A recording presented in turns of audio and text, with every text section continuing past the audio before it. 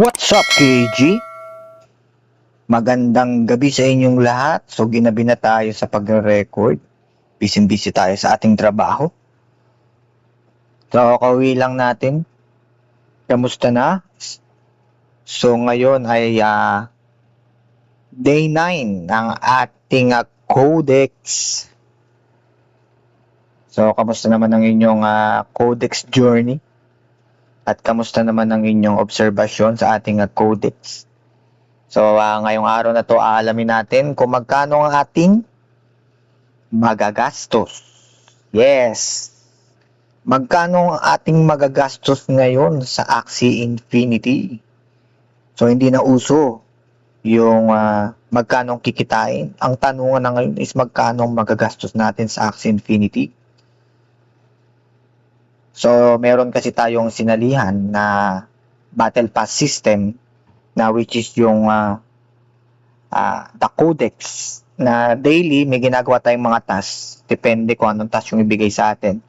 So pwede magbibili ka ng mga Axie, papakain ka ng iyong mga Axie, or maglalaro ka ng certain game. So iba-iba siya.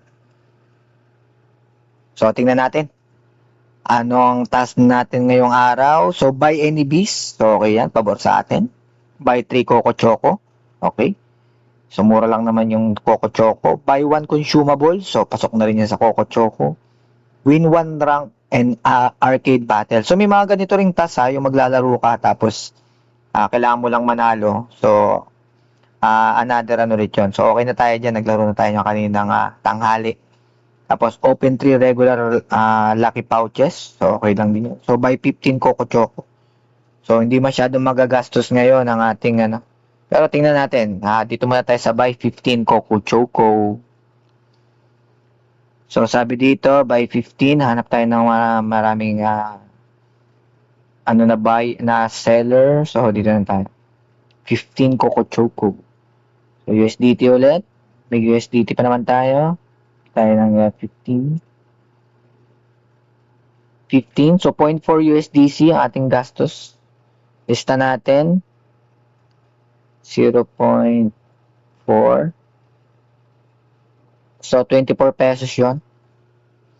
Tapos, bibili na rin tayo ng buy 1, ano ba? Beast Axie. Ayun, buy.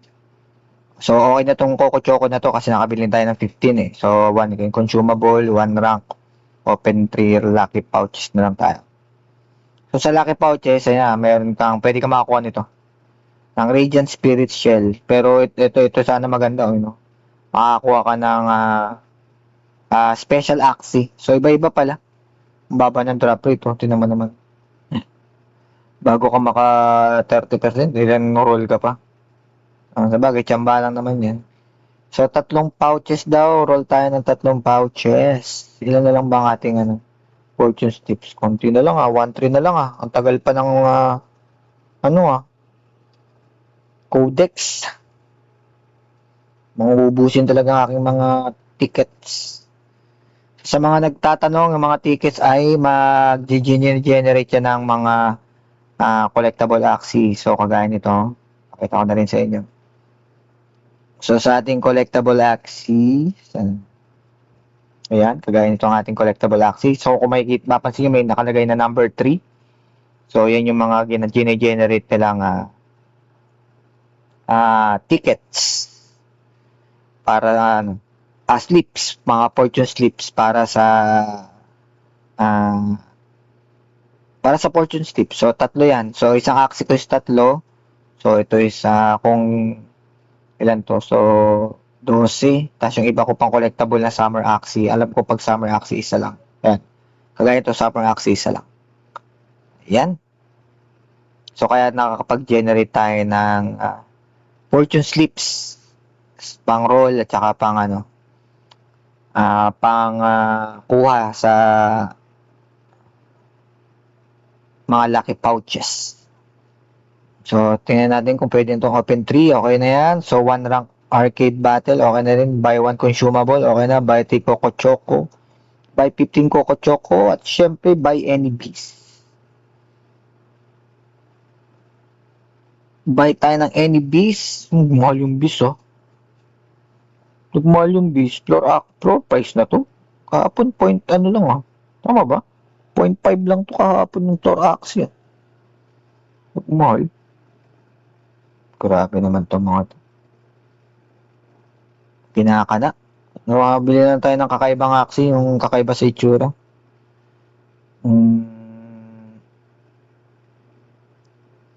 Kakaibang itsura na axis dito.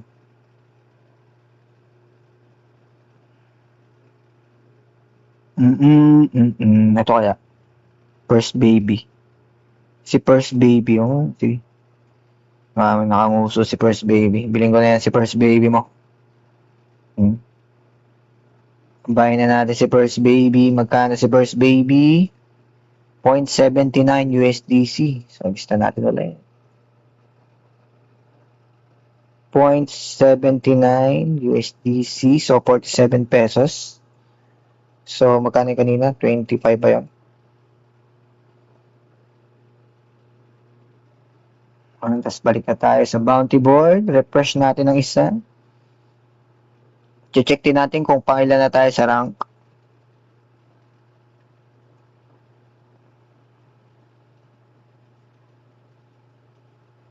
Ngayon nata signal ko, guys. Ayun. Alam ko may natin signal. Ayan. So, tapos na ulit. No? 6-6 na ang ating bounties. Tingnan natin ang ating rank.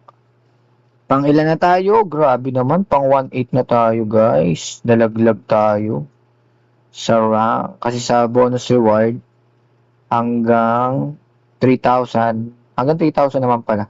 So, makakuha tayo ng 3. Dati kasi nasa 6 tayo sa Talaga, siyempre, habang tumatagal, nagiging mas competitive ang ating mga kalaban. Refresh natin, baka naman gino-joke lang tayo. Kasi itong mga to, roll ng roll to hanggang sa makakuha ng Master Quest. Wala, 1-3 talaga.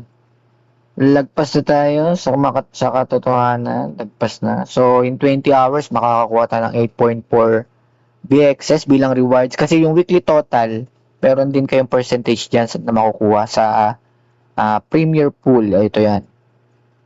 So, may 7,000 BXS sila every week na pinamimigay. Kung isa ka dun sa mga, meron kang piece of the pie na makukuha dun sa BXS sa Premier Pool. So, tayo makakakuha tayo ng 8.47. Claimable in 20 hours. So, bukas pa to. Kaya natin kung 8.47 ba talaga ang makukuha natin. Nabubuyoy niya nabubuyoy. Uy. So, level 9 na tayo. Tingnan natin. Anong makukuha natin sa level 9? Level 9. Uy, BXS. Tayo ulit ang BXS. Nag-earn tayo ngayon ng BAXS. Susulat natin dito, ang naging rewards natin is 0.5 BAXS. Yes. Okay.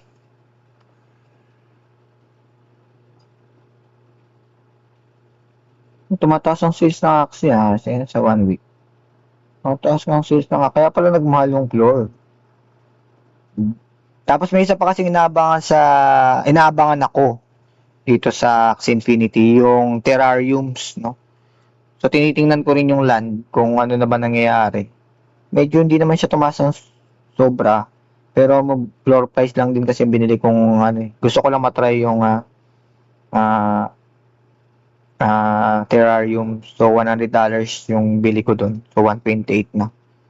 So, may 28% increase na rin doon sa presyo niya. So, tumataas din siya, no? Hindi ko lang alam kung anong bagong nila doon sa terrarium. Sana isabay nila sa TS Legacy or after ng TS Legacy. Kasi ang alam ko, parang 2 weeks lang ata yung TS Legacy tapos wala na. Or siguro, depende. Pag in-extend pa nila, mas maganda. So, makakagawa pa tayo ng maraming contents about TS Legacy. Kasi tagal na, yan talagang inaabangan natin. Nga lang, yun nga, latest ulit yun. After ng TS Legacy, ano na ulit tayo? Balik tayo doon sa ating regular programming. Diyan. At syempre, gusto ko rin munang i-shoutout ang ating mga supporters, ang ating mga subscribers, sa mga nagko-comment. So, dito muna tayo kay Jester Silog. Jester Silog. Iba na pala ang Axie. So, oo, iba na ang ating Axie Infinity. MMORPG na siya. So, kamusta pala? Kamusta ang inyong kung gusto niyo maglaro ng ATS Legacy, punta lang kayo sa Twitter, or kung kayo ay content creator, kailangan niyo lang ng 100 followers or 100 subscribers sa TikTok or di kaya sa YouTube, pwede kayong mag-apply doon sa sa Kaito. Sa Codex sa day 7 at saka day 8, tiniscuss natin yan. Tapos kay Gino, shoutout sa'yo Gino, 0921. At ito ulit kay Gino, makunat boss, parang Magnus. Oo nga, yun nga eh. Ano ba sinabi ko doon na kung sino ba siya sa Dota, binanggit ko noon. Magnus Priest nga kasi healer nga. Galing. At si Ragnarok Boys din ata to si Boss Gino. At si Liang 127, naka-long term hold din ako sa ibang coins ko. May coin na tumaas ang value 3 times. Nanghinayang ako. Puto lang niya. Naka-long term hold din ako sa ibang coins ko. May coin na tumaas ang value 3x. Nanghinayang ako magbenta. Yun lang, 3x na nanghinayang magbenta. Anong coin yan? Kala ko tataas pa. Ngayon down na ako dahil sa hold mindset. Relate ako dito. Ayun, nakarelate daw si Liang. Ano ba ito? Lalaki ba ito? Babae? Si Madam Liang. Nakarelate siya dun sa ating pinost na huddle equal sa pagkalugi. Yung huddle culture. Wala namang problema mag-hold lalo na kung alam mo yung fundamentals ng hino-hold mo. Pero ang pinakamali kasing mindset sa pag-hold, once na nag-hold ka, percentage lang ng iyong kaya nakita mo mataas na kung nag-times 3 ka nun, sana binenta mo na yung tinira mo na lang yung capital mo doon. Kaya meron akong 50,000 na doon, nag-150 na. Kunin ko na yung 100, tapos yung 50, hayaan ko na yun kung saan mapunta yun. At least, kahit pa paano, yung initial investment mo, yung capital mo, tumubo ka ng doble at may investment ka pa para kung sakaling umangat pa or mag-to the moon, may hawak ka pa rin. No? Sa Bitcoin yun yun naman ang natutunan ko sa buong cycle na to, sa 4-year cycle ng 2021 to 2026. 2025. So ngayon, nandito na tayo sa bear market. So nagra-rally ang ating Bitcoin at bukas magsisimula na tayo magbodega. Ano ba naman yan? Kung kailan tayo magbobodega, saka umangat ang presyo. Pero yun nga, ipapractice natin yung ganong mindset. Gagawin pa rin natin yung kahit anong presyo. So 500 Bitcoin ipon challenge, samahan niyo ako dyan guys. Lalo na kung interesado kayo malaman kung ano yun, meron tayong video dyan sa baba. Hanapin nyo lang ang 500 Bitcoin Challenge. 5 iba't ibang klaseng content yan sa iba't ibang klaseng tao. Iba't ibang uri ng tao. Kung minimum wage earner ka, lalo na. No? So maraming salamat sa inyong pakikinig. At sana tuloy-tuloy lang ang inyong pagsuporta. At maraming salamat din dahil umabot na tayo ng 1,000 subscribers. Maraming salamat po sa inyong lahat. At sana tuloy-tuloy pa rin ang inyong pagsuporta. Mag-like and share din sa ating mga videos. Comment din kayo dyan sa baba para malaman natin ang inyong mga thoughts. At yung mga gusto shoutout. Di-discuss natin. Tsaka kung meron kayong mga gustong i-suggest na gusto nyong itakil natin or gusto ninyong i-discuss natin dito sa ating channel, welcome din yan. So maraming salamat sa inyong lahat. Kita-kita lang tayo sa arena. Game on!